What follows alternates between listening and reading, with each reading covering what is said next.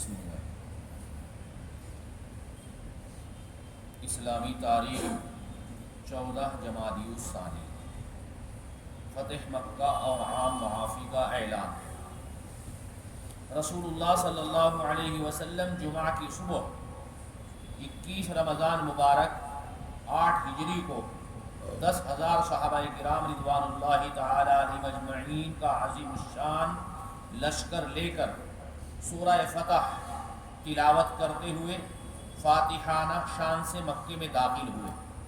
اہل مکہ نے جو ظلم و ستم 13 سالہ دور میں حضور اکرم صلی اللہ علیہ وسلم پر اور صحابہ کرام پر ڈھایا تھا، آج وہ یہ سوچ رہے تھے کہ ہم میں سے ہر ایک ظلم کا بدلہ لیا جائے گا، مگر رحمت عالم صلی اللہ علیہ وسلم کے عفو درگزر کا حال دیکھیے کہ جن دشمنوں نے آپ صلی اللہ علیہ وسلم کو گالیاں دی تھی، راستے میں کانٹے بچھائے تھے، جس میں اطہر پر نماز کی حالت میں گندگی ڈالی تھی، آپ صلی اللہ علیہ وسلم کو دیوانہ اور پاگل کہا تھا، حتیٰ کہ محبوب وطن مکہ چھوڑنے پر مجبور کیا تھا، اور ہجرت کے بعد بھی مدنی زندگی میں آپ صلی اللہ علیہ وسلم کے ساتھ جنگ کرتے رہے اور قتل کی سازشیں بھی کرتے رہے، مگر قربان جائیے حضور اکرم صلی اللہ علیہ وسلم کی ذات اقدس پر کہ آپ صلی اللہ علیہ وسلم نے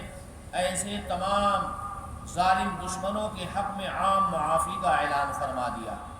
آپ صلی اللہ علیہ وسلم کے اس رحم و کرم کو دیکھ کر بہت سے لوگ اسلام میں داخل ہو گئے۔ محسن انسانیت نے اپنے جانی دشمنوں کے ساتھ جس حسن سلوک، اچھے اخلاق اور رحم و کرم کا معاملہ کیا، کیا دنیا کی تاریخ اس کی مثال پیش کر سکتی ہے؟ ہرگز نہیں۔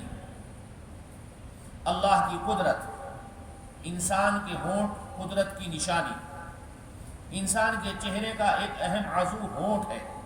منہ بند کرنے کے لیے بطور دروازہ 2 ہونٹ بنائے کہ ضرورت پر کھولے جا سکے اور جب ضرورت نہ ہو تو بند رہے، تاکہ منہ میں مضر چیزیں گھس کر نقصان نہ پہنچا سکے۔ اگر ہونٹ نہ ہوتے تو دانت نظر آتے اور منہ بدنما معلوم ہوتا اور غیر محفوظ بھی رہتا۔ نیز ان ہونٹوں سے بات کرنے میں بڑی مدد ملتی ہے۔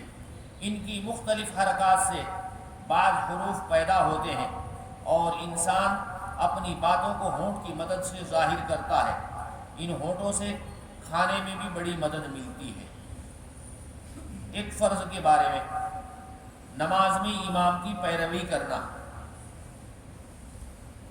حضرت ابو ہریرہ رضی اللہ تعالیٰ عنہ فرماتے ہیں کہ رسول اللہ صلی اللہ علیہ وسلم ہمیں سکھاتے تھے کہ نماز میں امام سے پہلے رکن ادا نہ کرو، جیسے رکوع ہے، سجدہ ہے، سجدے میں جانا ہے، سجدے سے اٹھنا ہے، سلام پھیرنا ہے، ساری چیزیں امام کے تابع ہونی چاہیے۔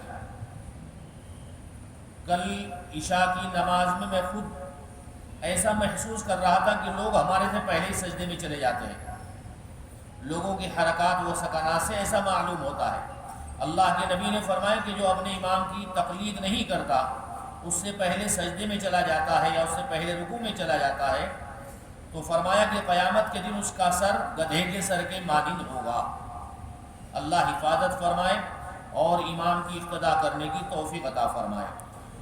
اگر امام کے پیچھے نماز پڑھ رہے ہوں تو تمام ارکان کو امام کے پیچھے ادا کرنا چاہیے، امام سے آگے بڑھنا جائز نہیں۔ امام سے پہلے سجدے میں چلے گئے، امام سے پہلے رکوع میں چلے گئے، امام سے پہلے سجدے سے اٹھ گئے، ساری چیزیں نہیں ہونی چاہیے۔ ایک سنت کے بارے میں، ملاقات کے لیے گھر پر تشریف لے جانا۔ حضرت عبداللہ بن قیس رضی اللہ تعالیٰ عنہ فرماتے ہیں کہ رسول اللہ صلی اللہ علیہ وسلم اپنے احباب سے اکثر ملاقات کرتے رہتے تھے۔ اگر کسی خاص آدمی سے ملاقات کا خیال ہوتا تو اس کے گھر تشریف لے جاتے، اگر عام لوگوں سے ملاقات کا ارادہ ہوتا تو مسجد میں تشریف لے جاتے، وہاں عام لوگوں سے نماز کے وقت ملاقات ہو جاتی۔ ایک اہم عمل کی فضیلت، اللہ کے واسطے لوگوں سے ملاقات کرنا۔ رسول اللہ صلی اللہ علیہ وسلم نے فرمایا، اعلیٰ درجے والے جنتی نچلے درجے والوں کی زیارت کریں گے، لیکن نیچے والے جنتی اوپر والے جنتیوں کی زیارت نہیں کر سکیں گے۔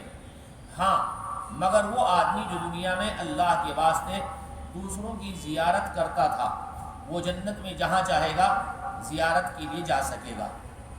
ایک گناہ کے بارے میں چند چیزوں سے بچنا ضروری ہے۔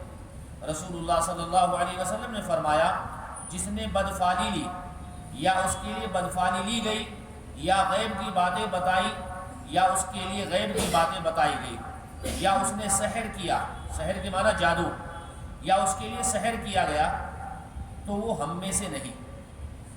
اور جو آدمی کسی غیب کی باتیں بتانے والے کے پاس گیا اور اس کی باتوں کی تصدیق کی، تو اس نے محمد صلی اللہ علیہ وسلم پر نازل ہونے والے دین کا انکار کر دیا۔ بدفعلی کے معنی جیسے جانوروں کو لے کر راستے میں بیٹھتے ہیں طوطے وغیرہ کو، اور وہ کچھ چونچ سے نکال کر بتلاتے ہیں یہ ہونے والا ہے تمہارے لیے، بدفعلی بولتے ہیں اس کو۔ دنیا کے بارے میں دنیا سے بے رغبتی کا درجہ، رسول اللہ صلی اللہ علیہ وسلم نے فرمایا، دنیا کی بے رغبتی سے بڑھ کر اور کوئی عبادت نہیں ہے۔ آخرت کے بارے میں قیامت کے دن بدلہ، قرآن میں اللہ تعالیٰ فرماتے ہیں کتنا برا حال ہوگا جبکہ ہم ان لوگوں کو اس دن جمع کریں گے جن کے بارے میں جس کے آنے میں کوئی شک نہیں، اور اس دن ہر ایک آدمی کو اس کے اعمال کا پورا پورا بدلہ دیا جائے گا اور ان پر کوئی ظلم نہیں کیا جائے گا۔